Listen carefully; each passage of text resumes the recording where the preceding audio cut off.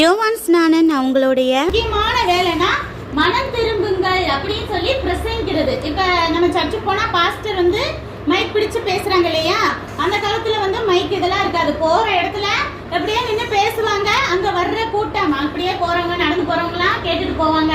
சில பேர் உட்கார்ந்து கவனிப்பாங்க ஒரு மரத்துக்கடியில. அப்படி அவங்க பிரசங்கிச்சவங்க தான் யாரு, இந்த யோவான் ஸ்நானன். அவரோட மெயினா என்ன பிரசங்கிப்பாருன்னா மனம் திரும்புங்கள். அப்படின்னா என்னது, நீங்க செய்யற பாவங்கள் எல்லாம் விட்டுட்டு தேவன்கிட்ட ஒப்பு கொடுத்து ஜெபிச்சுட்டு அந்த பாவத்தை திரும்ப செய்யாதீங்க. அதுக்கு பதிலா நிறைய நன்மைகளை செய்யுங்க.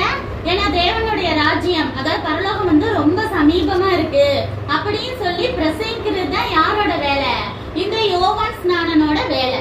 அப்படி பிரசங்கிச்சு நான் மனம் திரும்பிட்டேன், நான் வந்துட்டு தேவனை ஏற்றுக்கொள்றேன், தேவனுடைய பிள்ளையா இருக்க போறேன், நான் இனிமே உண்மையை உத்தமா இருக்கிறேன்னு சொல்றவங்களுக்கு மட்டும் அவர் என்ன செய்வாருன்னா பிராக்டிஸும் கொடுப்பாரு. பிராக்டிஸ்னா என்னது, இந்த தண்ணிக்குள்ள முக்கி எடுப்பாங்க இல்லையா, ஒரு மெச்சூர்டு வந்தோடனே ஏசப்பாவை நம்ம ஏற்றுக்கொண்ட பிறகு, அதே போல அவரு வந்து அப்பயே செஞ்சிருக்காரு, பிராக்டிஸும் கொடுத்திருக்காரு. சரியா, அதுதான் வந்து யோவான் ஸ்நானனோட வேலை.